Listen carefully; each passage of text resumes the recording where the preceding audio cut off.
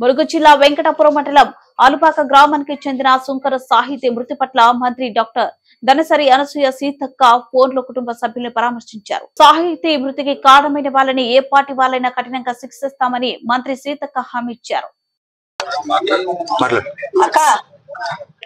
శిక్షించాల్సిందే. ఈ పార్టీ ఆ పార్టీ సంబంధం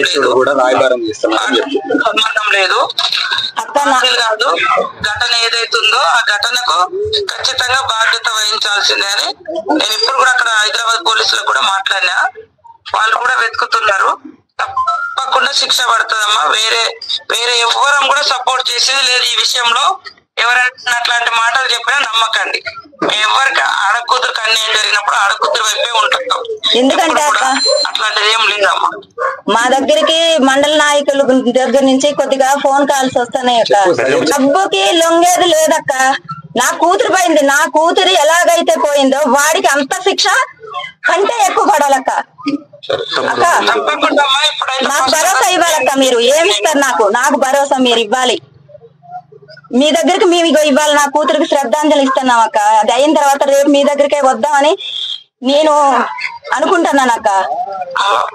నాకు ఎందుకంటే మీకు 5 రోజుల నుంచి ఏం జరుగుతుంది అనేది మీకు తెలుసు అని నాకు అంత కార్యక్రమం చేసుకోండి.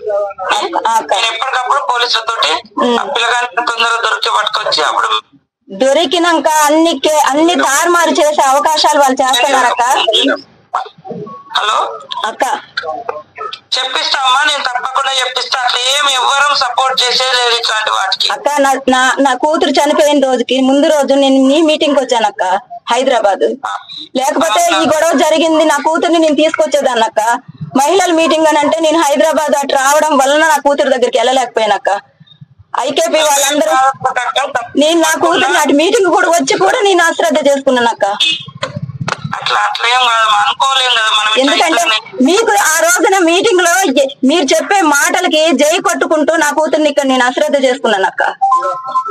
అట్లా అనుకోవద్దక్క. ఇప్పుడు అట్లయితే అనుకోలేం కదా అమ్మాయికి.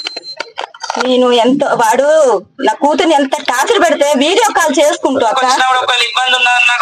అక్క వీడియో కాల్ చేసుకుంటూ వాడు సంతోషంతో